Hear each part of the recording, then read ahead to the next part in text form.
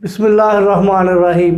अस्सलाम वालेकुम दोस्तों हयात इंसानी हमा वक्त जदोजहद का नाम है जो आखिरी सांस तक जारी रहती है।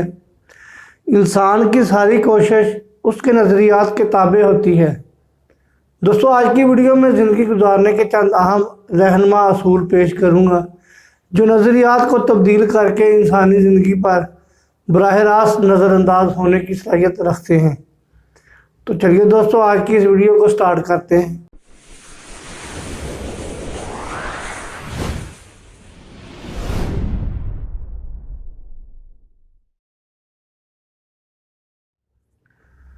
जी दोस्तों, तो पहले नंबर पर बात कर लेते हैं बका के अखलाकी असूल। दोस्तों अपने हक, भूख और बका के लिए तो गली कूचों में आवारा घूमने वाले कुत्ते भी आपस में लड़ पड़ते हैं, लेकिन इंसान का इम्तियाजी वस्फ ये है कि वो किसी हालत में भी बुनियादी अखलाकी असूलों से रूगर्दानी नहीं करता, यानी जुल्म के जवाब में जबर नहीं करता, हक तलफी के जवाब में हक नहीं मारता, गुनाह के जवाब में फासिक व फजूर से काम नहीं लेता। तुम भी कभी अपने हक की खातर नाहक के बदले नाहक ना करना। हक पर रहते हुए अगर हक मिले तो ठीक, वरना हक को छोड़ देना, क्योंकि कुदरत का बेलाग इंसाफ मट्टी के उस ढेर तक पहुंचाता है जिसके नीचे एक दिन इंसान को मरकर दब जाना है। हक पाने की जंग हो या हक छीनने का बाप, कुदरत को कभी फरामोश ना करना। तो दोस्तों नंबर 2 है ताकत का फ़लसफ़ा। दोस्तों ताकत महज कमज़ोरी से फ़ायदा उठाने के मौका और सलाहियत का नाम है, वरना माल और इख्तियार का नाम हरगज़ ताकत नहीं। दुश्मन में पाई जाने वाली कमज़ोरी हालात का फराहम करदा मौका और इस मौके से फ़ायदा उठाने के लिए तुम्हारी सलाहत, तीनों मिलकर ताकत को जन्म देती हैं। यही सबब है कि कमज़ोर कभी हमेशा कमज़ोर नहीं रहता और ताकतवर को दोनों हासिल नहीं। दोस्तों कमज़ोरियाँ हर किसी में होती हैं, सलाहियत से तकरीबन हर कोई लेस होता है, बस हालात बदलते रहते हैं। हमें हालात का बदलना ही असल ताकत है, बस हालात का बदलना ही असल ताकत है और हालात को बदलने वाला ताकत का असल सा चश्मा है।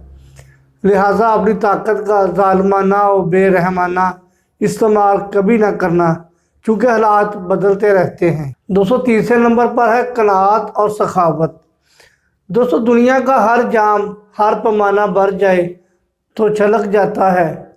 शेर भी शिकम शेर हो जाए तो वो अपने शिकार की ज़ायद बोटियाँ गिद्धों और चीलों के लिए बाखुशी छोड़ देता है। नशेब में पानी दाखिल होता रहे तो धीरे धीरे बुलंदियों को सैराब करने लगता है, हत्ता के बारिश की कसरत में गंदे गलीज नाले तक उबल पड़ते हैं।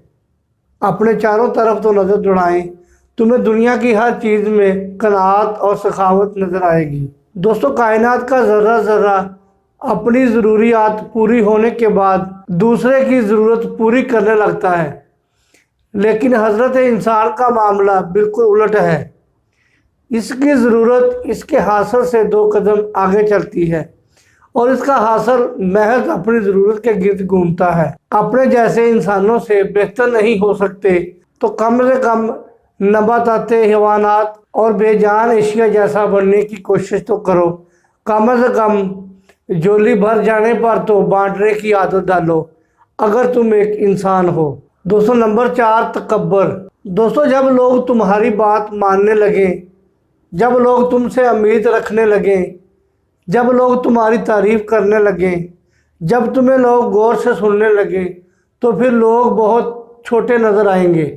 सलाम में पहल करना भूल जाओगे, कई काम करने में आर होने लगेगा, इनकार नाकाबिल बर्दाश्त दर्द देने लगेगा, हर जगह अहमियत पाना हक समझने लगोगे, अपनी ज़ात की बड़ाई हद से बढ़ने लगेगी, इख्तलाफ तुम्हारे अंदर खुदा को चुभने लगेगा, पूरी तरह किसी बदतरीन ज़हम का शिकार हो जाओगे और तकब्बर तुम्हारे रगो पे में सरयत कर चुका होगा। इस जहालत में अल्लाह तुम पर अपना कहर नाज़िल करेगा, तुम्हें ये बताने के लिए कि दूसरे इंसानों को जो कीड़े मकोड़े समझते हो, इससे कहीं ज़्यादा हकीर हशरात ने तुम्हारा खुशबूदार कफन फाड़ कर तुम्हारे बदबूदार गोश्त से अपना पेट भरना है। अगर तुम बचना चाहते हो तो हमेशा याद रखो कि हर सलाहियत, हर नेमत, हर मौका कुदरत की जानब से अता करदा है, तुम्हारा कुछ नहीं है। दोस्तों 5 नंबर, सूरज ग्रहण। चांद सूरज से 400 गुना छोटा होने के बावजूद उसकी रोशनी तुम तक पहुंचने से सिर्फ इसलिए रोक लेता है क्योंकि वो सूरज के मुकाबले में तुमसे तकरीबन 400 गुना ज़्यादा करीब है। तुम्हारे अंदर, तुम्हारे पास और तुम्हारे इर्द गिर्द मौजूद छोटी छोटी कितनी ही रुकावटें हैं जिन्होंने बड़े बड़े हक़ाइक़ तुमसे छुपा रखे हैं और नूरे हदायत को तुम तक पहुंचने से रोक रखा है। सूरज ग्रहण के बाद चांद जब तुम्हारी और सूरज के बीच से हट जाए तो कोशिश करना कि चंद फसलें तुम भी गिरा दो। ऐन मुमकिन है तुम्हें वो नज़र आ जाए जो तुमने आज तक नहीं देखा, याद रखना ही नहीं चाहते थे। दोस्तों नंबर 6, मकसद हयात।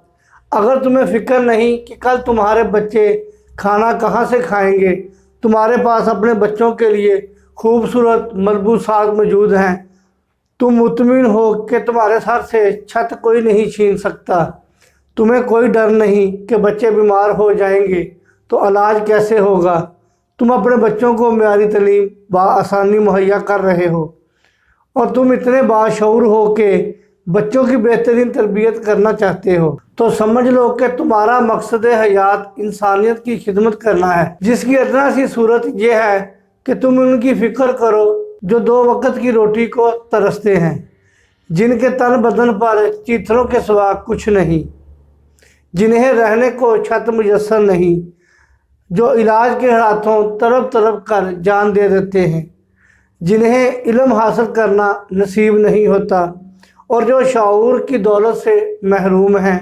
वरना जब से दुनिया बनी है बच्चे पैदा करके इन्हें पाल पोस कर, बच्चे पैदा करने और पालने पोसने के लायक बनाकर मर जाने का काम तो जानवर भी अच्छे तरीके से करते आ रहे हैं। नंबर 7, लोग, मामलात और तवक्कुआत।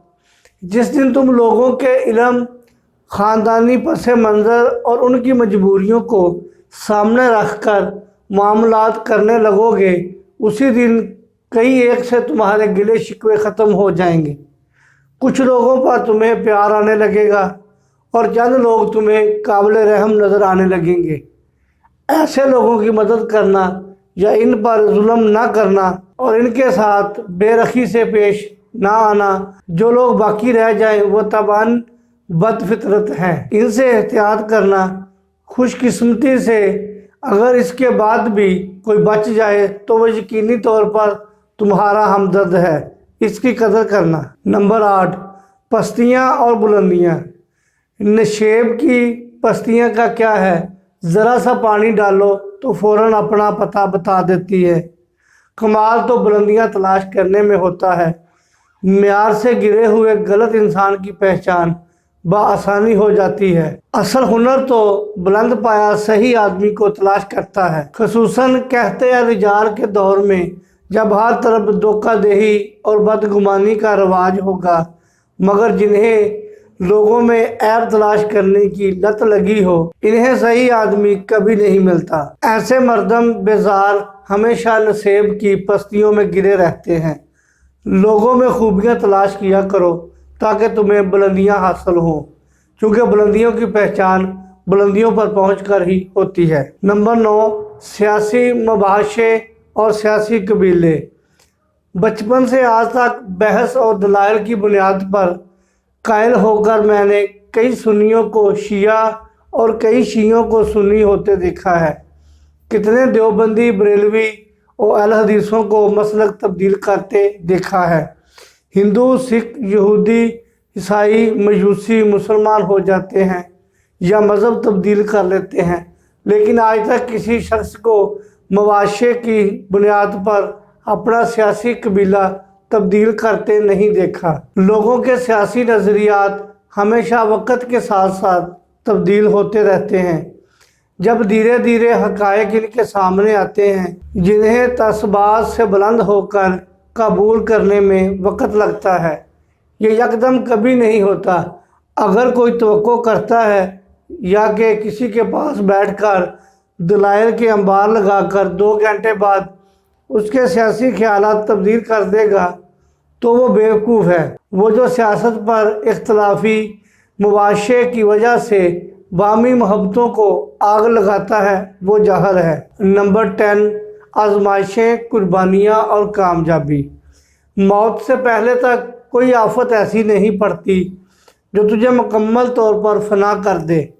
مشکل کیسی ہی کیوں نہ ہو، کامیابیوں کو چھو لینے کی گنجائش ہمیشہ باقی رہتی ہے۔ مطلق ناکامی صرف ان کا مقدر بنتی ہے جو آزمائشوں کا لہو پیش کرنے سے گھبراتے ہیں۔